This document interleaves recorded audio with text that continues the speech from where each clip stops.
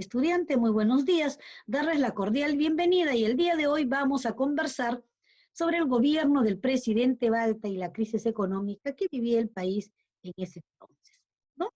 Luego de la derrota que nosotros tuvimos, el golazo con la mala economía, producto que no supimos utilizar bien los recursos que el guano había dejado, la venta del guano de la isla había dejado, y luego de la guerra con España, que si bien es cierto, le ganamos, gracias también a nuestros aliados, que hicieron una cuádruple acá en este continente, en territorio peruano, pudimos ganarle, pero económicamente quedamos muy mal. 40 millones de libras esterlinas se dice que era la deuda que tenía el Perú. En esta situación y en esta crisis ingresó al gobierno el presidente Balta. Y es de quien vamos a hablar el día de hoy en nuestra clase, ¿no? El gobierno del presidente Balta y la crisis económica que vivió el Perú en ese entonces. ¿Quién era el presidente Balta? El presidente Balta, mis queridas estudiantes, era un presidente que no había participado en la lucha por la independencia del Perú. Era un presidente que, si bien es cierto era militar, no había tenido esas características que habían tenido todos los antecesores a este presidente, ¿no? El gobierno le llama a esta etapa la primera, el gobierno de los militares. Entonces, todos estos presidentes que nos gobernaron desde 1827 hasta el presidente Balta fueron militares y habían participado en las guerras, en la lucha por la independencia del Perú. Sin embargo, Balta no. Pero Balta era carismático, el pueblo lo quería, y vamos a ver entonces ahora quién era José Balta. José Balta y Montero nace en Lima el 25 de abril de 1814. Fue un militar y político peruano que ocupó la presidencia constitucional del Perú en el año de 1868 a 1872, 4 años. Su gestión se destacó porque hubo apertura de capitales extranjeros, la concesión del guano de la isla que se le dio a la compañía francesa Dreyfus y las grandes obras de infraestructura que se hizo para mejorar la modernidad de la ciudad. Este se opuso al presidente Mariano Ignacio Prado, quien lo deportó a Chile. En el gobierno de Manuel Ignacio Prado, el presidente lo deporta a Chile, porque él se oponía al gobierno de Manuel Ignacio Prado.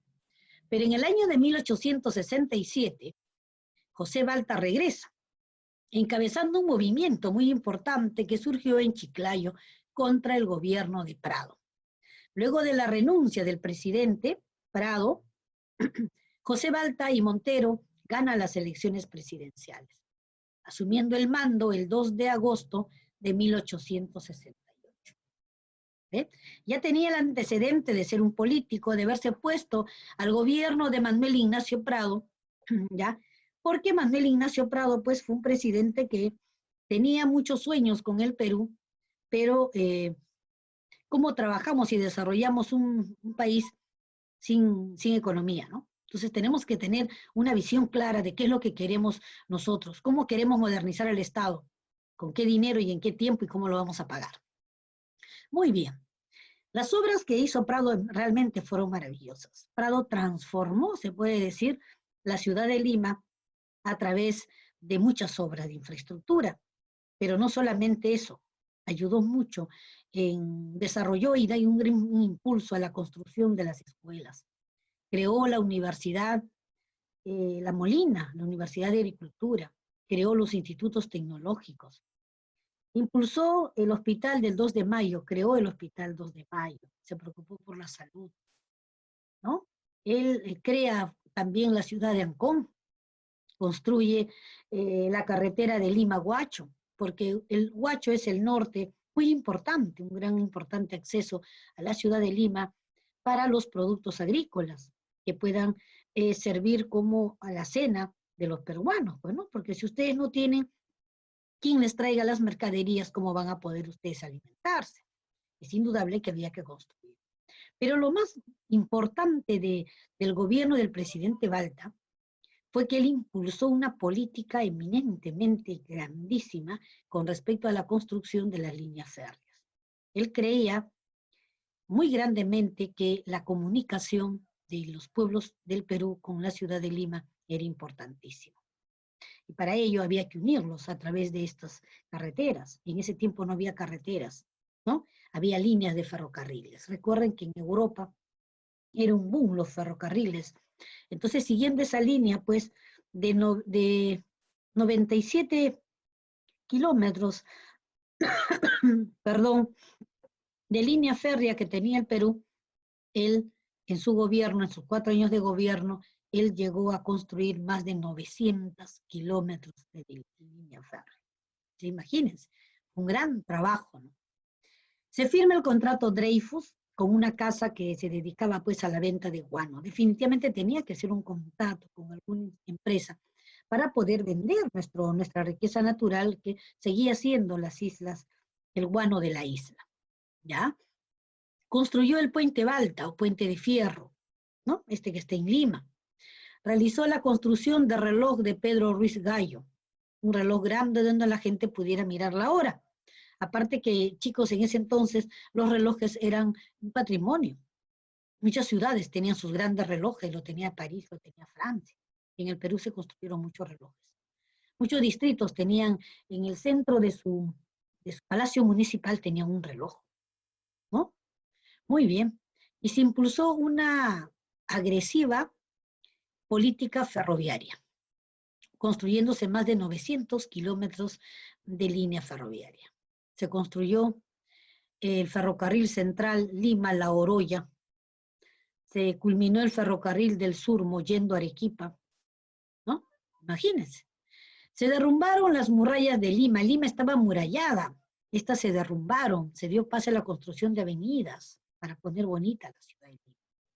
Se construyó el Palacio de la Exposición y el Parque de la Exposición.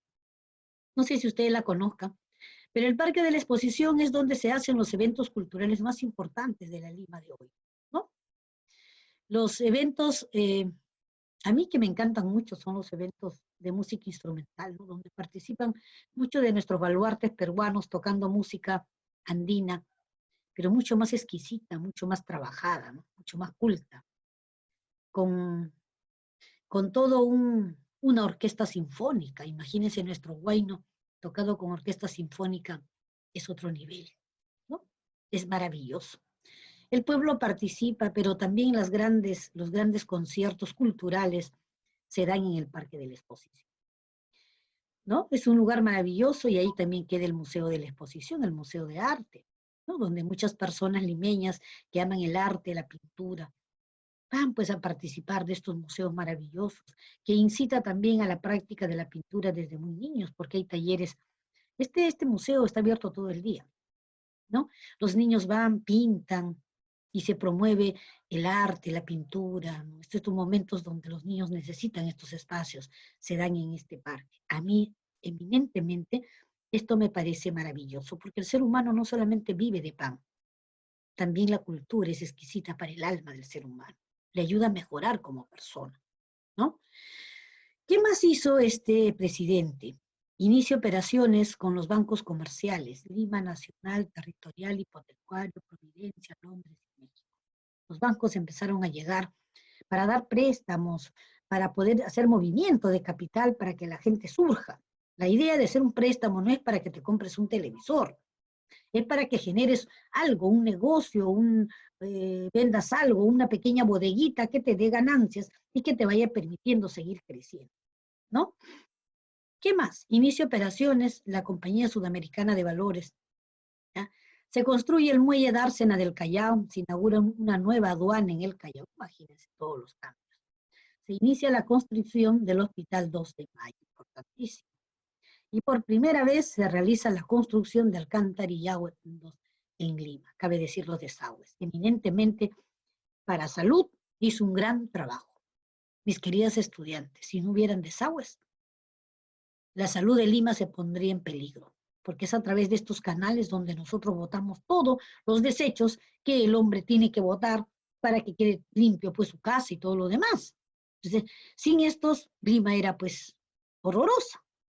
Siempre las grandes ciudades han tenido pues agua y desagüe, donde botar todos los desperdicios. Se construye la carretera Lima-Huacho, se crea el pueblo de Ancón de Lima, se crea el pueblo de Salaberry en La Libertad, en homenaje a Felipe Santiago Salaberry. Se impulsa la industria azucarera en el norte del país a través de una maquinaria moderna. Nosotros, mis queridos estudiantes, ustedes, señoritas, nosotros tenemos una gran industria azucarera en el Perú, maravillosa. Y de esta caña de azúcar podemos sacar muchas cosas, no solamente azúcar. Sacamos la panela, que es un derivado muy bueno para la salud, sobre todo para los que hacen dieta, que tiene un alto contenido vitamínico. Sacamos el ron de caña, o sea, de verdad que se utiliza para muchas cosas la caña de azúcar. Y el Perú tiene grandes extensiones de territorio desde la época pues del virreinato, donde se trabajan estas plantaciones y también hasta ahora. Por eso que nuestro mercado del azúcar es bastante módica, ¿no? Se inician las irrigaciones en la costa. Si no se irriegan los grandes campos de cultivo, no tenemos los cultivos. Entonces, todos los presidentes que han antecedido en esta fecha, todos se han preocupado de estas grandes represas en el norte del Perú, Gallito Ciego, sobre todo Alan García, recuerdo que inauguraba muchas represas en el Perú, importantísimas para el desarrollo de la agricultura del norte del Perú, ¿no? Se reorganizan los planteles de enseñanza de secundaria, se potencializa la educación del Perú, se impulsa la enseñanza técnica. No todos los niños tienen la posibilidad de ir a una universidad.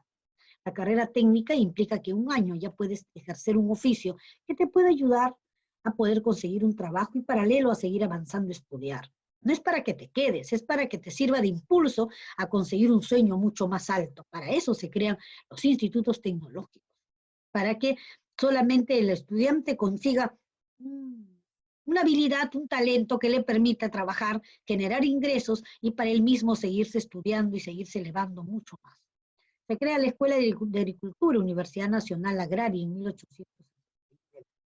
Y se firma el armisticio con España en Estados Unidos para que finalice el conflicto de España con el Perú. O sea, no se había finalizado, ¿se acuerdan?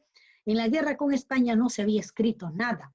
Ellos se fueron, pero no hubo un acuerdo, no hubo un final, un documento que indique una capitulación, así como nosotros cuando terminó el conflicto con España, la capitulación de Ayacucho, en la guerra de Perú y España, en la segunda que ellos vinieron, por el tema del guano, no se hizo ese documento. Y con Balta se hizo en Estados Unidos, que era un territorio medio, o sea, no era ni de Perú, no era ni de España, y ahí se firma este amnistío, ¿no? Donde finaliza el conflicto que tenía Perú con España para en adelante poder hacer algún trato, como ahora, ¿no? Como ahora.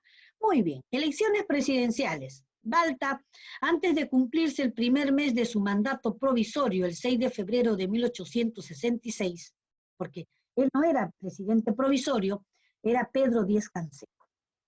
Pedro Díez-Canseco convoca elecciones presidenciales en las que participaron varios, siendo el ganador Balta.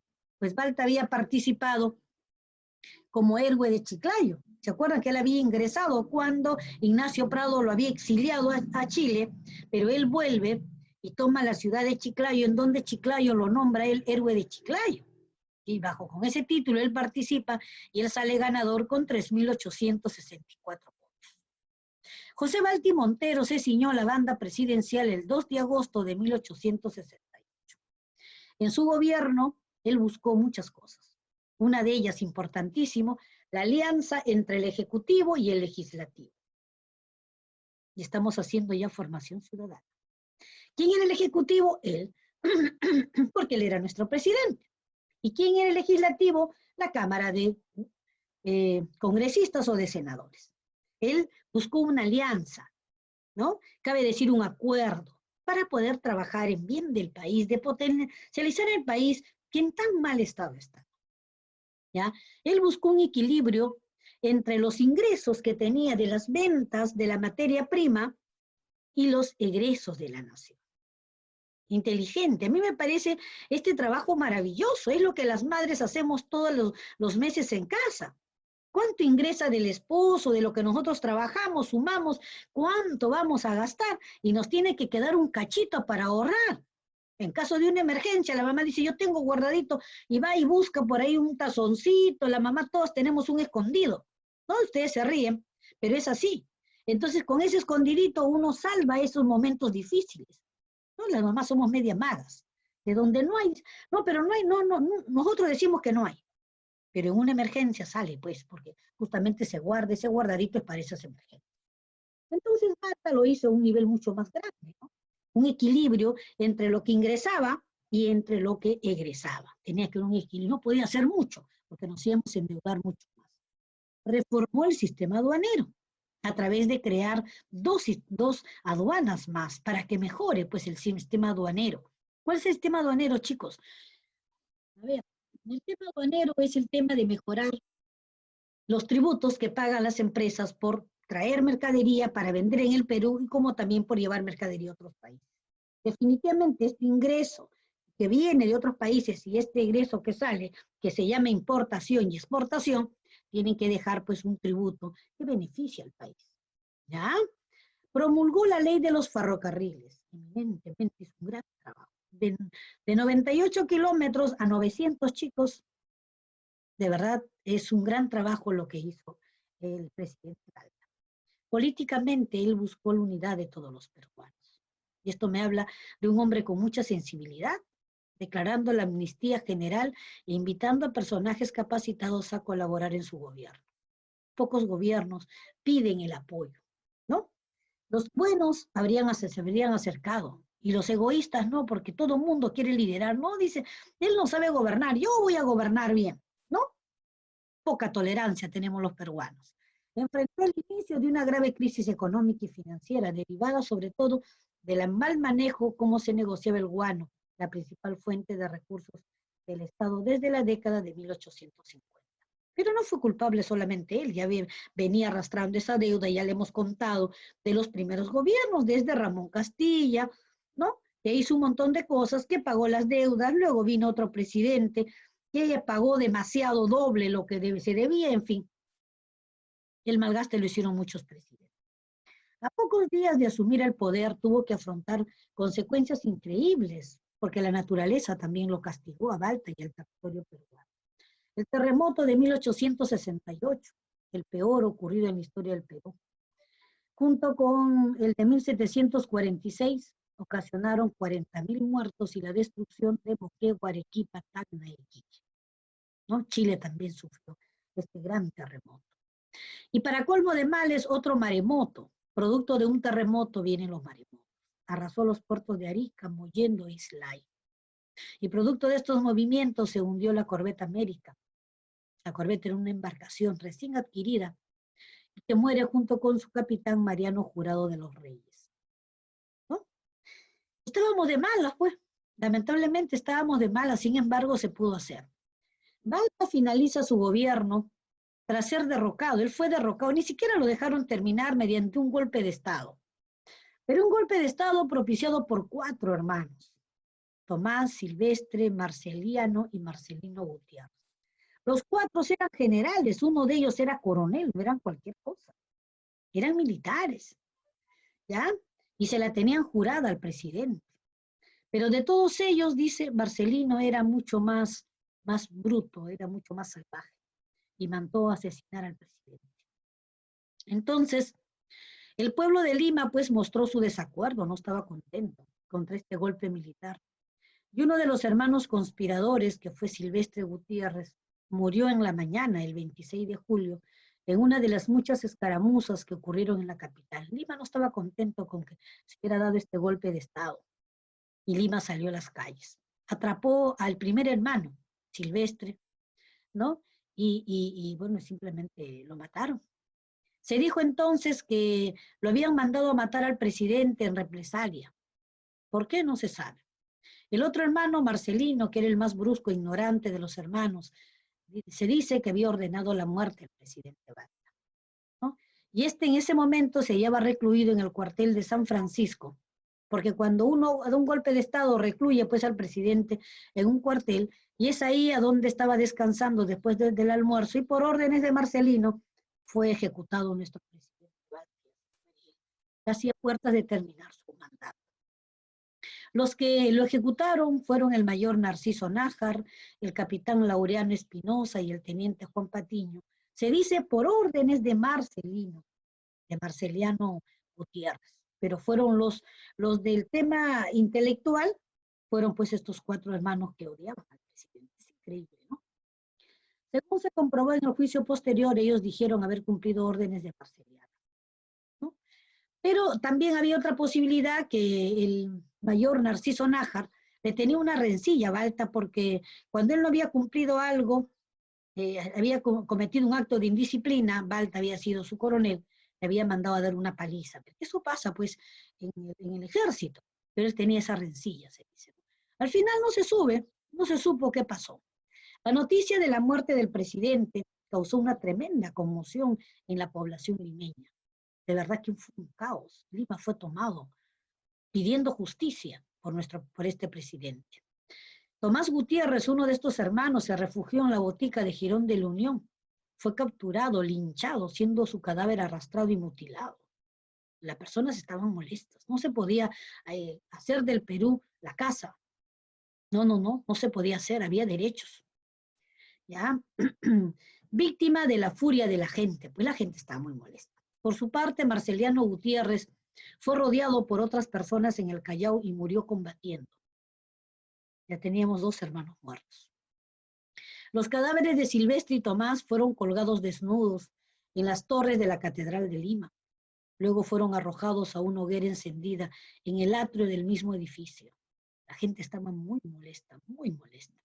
Sumándose hora después el cadáver de Marceliano, ¿no?, que habían traído desde el Callao. Solo logró escapar Marcelino Gutiérrez, quien tiempo después se reivindicó peleando en la guerra con Chile, ¿no?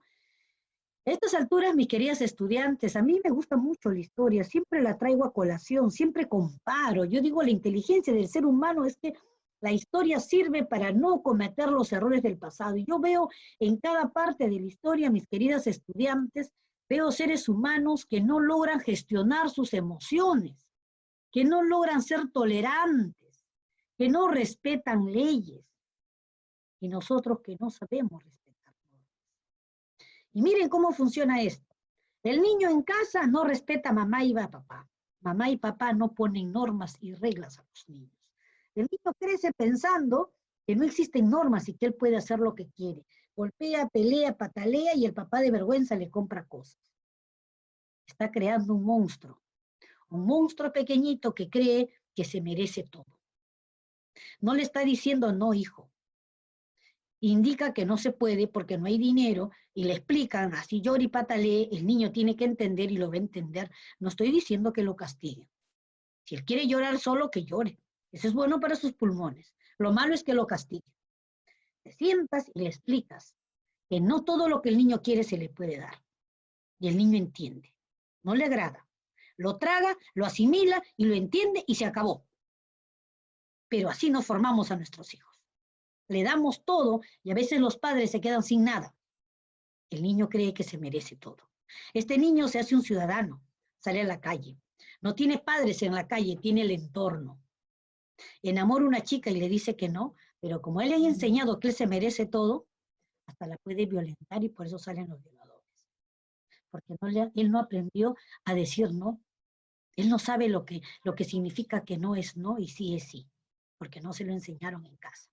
Porque los padres fueron una especie de hadas madrinas, haciendo que el niño, pero es mi niño, dice, es mi niño. Y cuando el niño salga en prisión lloran los padres. ¿Quién creó al niño? Las normas se aplican en casa. No hay, no hay. Y si hay un pollo para todos, todos comen un pedacito. El niño lo tiene que entender, que hay que compartir y que hay que amar, y que la madre vale tanto como el padre y vale tanto como el hermano, y todos tienen un valor en casa, y si hay un vaso de leche se comparte entre 4. Y así el niño se forma con valores. Eso no es malo, chicos, eso no es malo. Eso enseña al niño. Y el niño aprende, pero hay que decirlo. ¿No? Y bueno, y así se forma. Entonces cuando llega a ser ciudadano este niño entiende, pero estos militares no entendieron. Porque entraba un presidente, no, si ese no sabe gobernar, mejor soy yo, un golpe de estado y lo saco. ¿De qué estamos hablando? A mí me recuerda cuando los niños jugaban en mi barrio trompito, y alguien se picaba, era la palabra, ¿no? Se picaba porque perdía, iba al trompito y le tiraba y lo partía en dos el trompito. O sea, no es mío, no es de nadie. Fomentamos violencia en nuestros hijos. ¿Es ganador porque tiene o porque no tiene? ¿Ven? Entonces, ¿de dónde formamos a estos ciudadanos militares que no tienen tolerancia? En nuestros hogares. Por eso que yo como maestra friego en mis clases para que ustedes puedan entender y aprender, chicos, que de la historia sí se aprende a ser mejores personas. Y les juro que les va a servir para poder entender. Disfrutar cuando tiene y cuando no tiene hay que salir a guerrear muy fuerte, trabajar muy duro, sin quitarle el puesto a nadie. Todos, hay un espacio para todos cuando hay inteligencia. ¿Verdad? ¿Ven? Pero no se enseña eso, todo enseña, no, pisotealo, avanza. Pero si te están dando a ti el trabajo, ¿qué te importa tu amigo? Déjalo, tú sube. Sí, así vas a subir. Pero cuando caigas vas a caer bien feo. ¿Mm? Pero cuando tú subes sostenible, con tus propios, con tus propias habilidades, llegas muy alto, chicas. Y ustedes son mujeres y por eso yo les digo mucho, es una felicidad enorme llegar con tus propias cualidades, porque no le debes nada a nadie, levantas la cabeza, así veas una mujer hermosa, de buen apellido, con una casona en La Molina, a ti no te importa, porque esa persona no te puede mirar de otra manera y te respeta. ¿Sabes por qué? Porque hay un antecedente que te sigue. Ese antecedente se llama tu sello, tu marca personal. Oye, acabo de conocer a la Miss, ¿así? ¿Cómo es? Ah, no, ella es bien disciplinada, ordenada hasta por gusto. De trabajadora, te la recomiendo, dice. Ella nunca te va a serruchar el piso, buena amiga. Pero cuando te tiene que decir las cosas, te la dice. Cargosa, sí, de esto, te das cuenta, tu marca personal. Y donde sea te llaman a trabajar. Te sobra trabajo y tú dices, Dios, gracias por tanto trabajo. ¿No? Y no eres, tú te miras y dices, yo soy común, soy igual que las personas. No, no eres igual que las personas. Has crecido como ser humano, has aprendido. Has aprendido con un cartón que tú eres alguien, pero también te has construido como persona. Y eso es lo que le falta al país. Pueden ser coroneles, pueden vivir en La Molina, pueden tener todos mis queridas estudiantes, pero no saben trabajar el tema emocional como ser humano. Y por eso tenemos toda la historia tan fea que mire, de asesinato. Pues chicos, cuando pudieron haber dejado de gobernar, ya faltaba poco para que termine de gobernar este presidente y pudieron haber postulado y ganado, y el que no gana pierde y no se tiene por qué picar, tiene que seguir creciendo y la otra vez postula y puede ganar. Pero no sabemos ser tolerantes, ¿no? ¿Y quién sufre? El pueblo peruano. ¿Quién tuvo que salir a la calle? Miren estas fotos de Lima que tuve que sacar, chicos, de la historia, porque hay estudios. Miren, Lima era un caos por la muerte de ese presidente, no estaba contento la gente. Imagínense a los limeños arrastrando cadáveres. A mí me parece eso sádico. ¿Cómo vas a hacer eso? Es increíble cómo pueden llevar al ser humano a ese nivel, a esa miseria humana tan baja y tan mala. A mí no me parece, chicos.